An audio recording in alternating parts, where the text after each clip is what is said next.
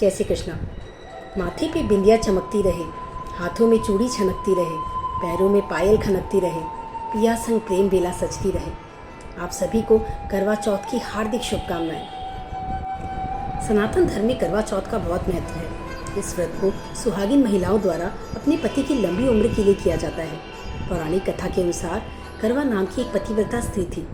एक बार जब उसका पति नदी में स्नान करने गया तो मगरमच्छ ने उसका पैर पकड़ लिया। उसने अपनी पत्नी से मदद मांगी। करवा के सती व्रत में काफ़ी शक्ति थी। उसने अपनी पूरी ताकत लगाकर मगरमच्छ को बांध लिया और यमराज के पास ले गई।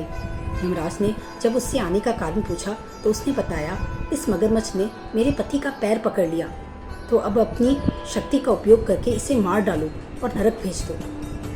वहीं यमराज के पास खड़े चित्रगुप्त ने जब माता करवा की ये बातें सुनी तो वे चिंतित हो गए, क्योंकि करवा सतीत्व थी। वे ना ही उन्हें श्राप दे सकते थे और ना ही उनकी बातों को नज़रअंदाज कर सकते थे। यमराज ने कहा कि वे मगरमच्छ को समय से पहले नहीं मार सकते।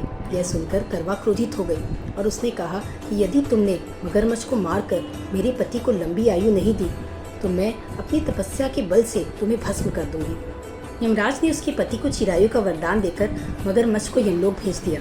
चित्रगुप्त ने भी प्रसन्न होकर उन्हें आशीर्वाद दिया कि आपका जीवन सदा सुख और समृद्धि से भरा रहेगा। आपने अपनी तपस्या से अपने पति के जान की रक्षा की है, इसलिए इस दिन जो महिलाएं पूरी आस्था के साथ आपका व्रत और पूजन करेंगी उन्हें भी आप ही की तरह अखंड सौभाग्य का वरदान मिलेगा। भगवान श्री कृष्ण ने भी द्रौपदी को करवा चौथ की कथा सुनाते हुए कहा था कि पूरी श्रद्धा और विधि पूर्वक इस व्रत को करने से समस्त दुख दूर हो जाते हैं। यह कार्तिक माह की चतुर्थी थी, इसलिए करवा और चौथ को मिलाकर इसे करवा चौथ भी कहा जाता है। जय श्री कृष्ण।